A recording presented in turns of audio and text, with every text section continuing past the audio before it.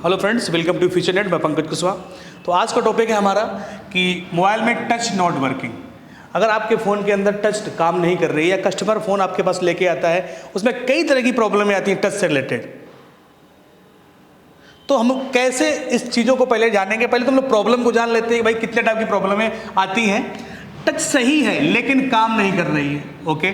Touch automatic work कर रही है, नीचे साइड टच का काम ना करना, मोबाइल को अपडेट करने के बाद, ये इंपॉर्टेंट पॉइंट है, मोबाइल को अपडेट करने के बाद टच का काम ना करना, फोल्डर चेंज करना, ये भी इंपॉर्टेंट चीज़ है। फोल्डर चेंज करने के बाद भी टच का काम ना करना। कस्टमर के पास ये आता है कि फोल्डर उसने चेंज किया, टच काम नहीं कर रही है। सैमसंग के फ़ोनों में क्या होता है कि फ़ोन को कोई नोटिफिकेशन आया अपडेट का, उन्होंने अपडेट कर दिया तो वो टच पर काम नहीं कर रही है, तो ऐसी प्रॉब्लम लेंगे। इसके बाद एक और नई प्रॉब्लम है, सिम डालने के बाद टच का काम ना करना। आप कहें तो सर सिम का टच से क्या कनेक्शन है, ये तो वही रन मूवी की तरह हो गया ना कि साला पेट का सर से क्या कनेक्शन है। तो वही चीज़ है यहाँ पे कि सिम डालने के बाद रन, ये सिम कार्ड डालने के बाद टच का काम ना करना। लाइन ब्रेक हो जाती है और लाइन सीपीयू से आती है या कहाँ से आती है, आज हम लोग इस चीज़ को देखने वाले हैं कैसे आप इसको सही करेंगे।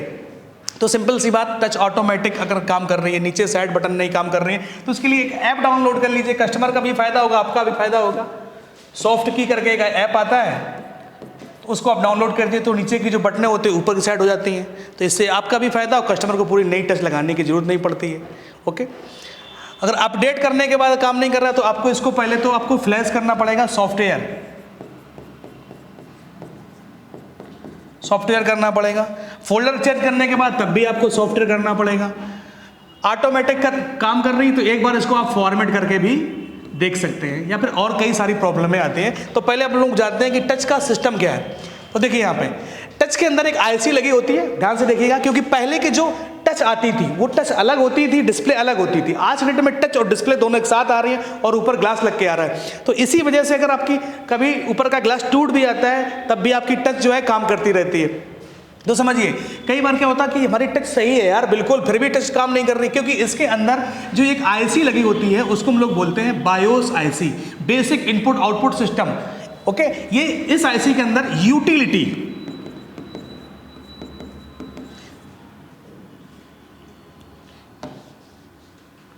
यूटिलिटी प्रोग्राम इसके अंदर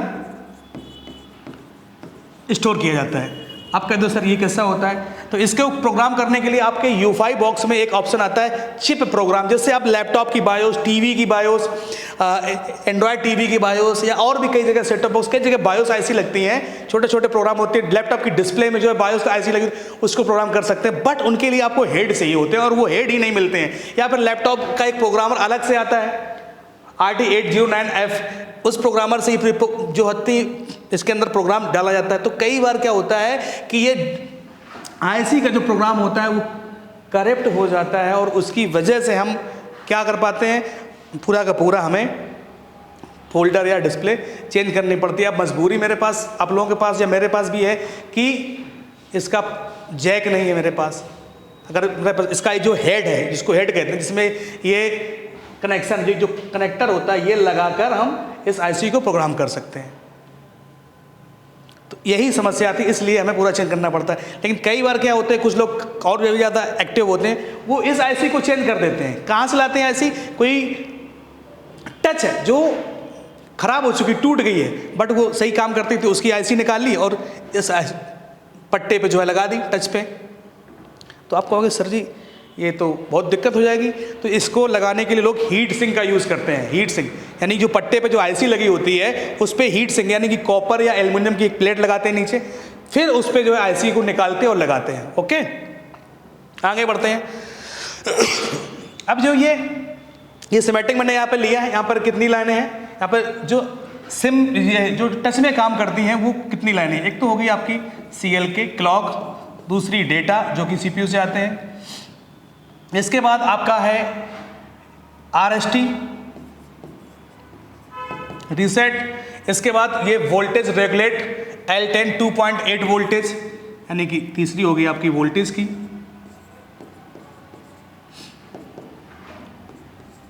5 नंबर GND, मतलब एक ग्राउंड भी चाहिए, और 6 नंबर मतलब कि 6 पे है TPINT इनिशियलाइजेशन। तो ये 6 लाइनें होती हैं जो कि हर मोबाइल में टच को काम करने के लिए जरूरी है। अगर ये लाइनों में कोई भी लाइन अगर ब्रेक हो जाती है तो टच आपकी काम नहीं करेगी। अब समझिए, तो टच की लाइनों को चेक करने के लिए आप इसकी GR वैल्यू चेक कर सकते हैं, तो जो कि आपको 300 से 600 के बीच में आपको सभी पॉइंटों पर जितनी भी लाइनें काम की हैं उस पर 5 लाइनों पे आपको ये रीडिंग मिलेगी।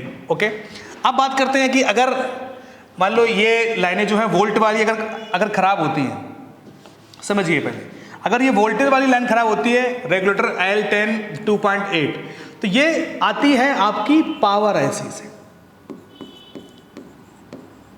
पावर IC को आपको देखना पड़ेगा, इसके बीच में कई सारे आपके जो है कैपेसिटर लगे होते हैं, कई सारे डायोड वगैरह लगे रहते हैं, डायोड TVS डायोड वगैरह। ओके, और ये TP I2C SDA और SCL यानी क्लॉक, ये इनमें 2 जगह से होती है। एक तो इन पे जो वोल्टेज आता है वो 1.8 वोल्टेज, और ये सप्लाइयाँ कहाँ से आती हैं? पावर IC से। और ये जो सप्लाई पहुँचती है वो कहाँ पर पहुँचती है? CPU से। ये सब CPU से कनेक्टेड होते हैं,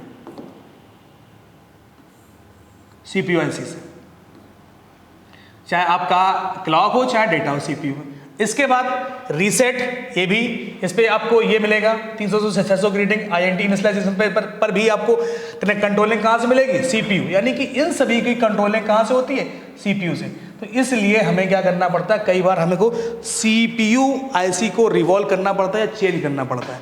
बट कई बार हम लोग जो है ग्राउंड रीडिंग से ये पता कर लेते हैं GR वैल्यू से कि भाई किस लाइन में हमको फॉल्ट है। अगर क्लॉक लाइन में फॉल्ट है तो क्लॉक लाइन में एक बार ट्रेस कर लेते हैं, वोल्टेज नहीं आ रहा तो पावर IC तक लाइन जो है हम लोग ट्रेस कर लेते हैं। तो ये सब चीज़ें हम लोग करते हैं। अगर आप प्रैक्टिकली सीखना चाहते हैं तो मेरे इंस्टीट्यूट को आप ज्वाइन कर सकते हैं। सीट पहले आपको बुक करनी पड़ेगी क्योंकि यहाँ पे जगह नहीं रहती है ऑलरेडी, समझ सकते हैं आप। वीडियो अच्छा लगे तो लाइक करिएगा, और आप मेरी वीडियो कहाँ से देखते हैं, क्या चीज़ें आपको इस वीडियो में अच्छी नहीं लगी या कुछ चीज़ें अच्छी लगी, कमेंट जरूर करिएगा। मिलते हैं आपसे एक नई वीडियो में। Thank you.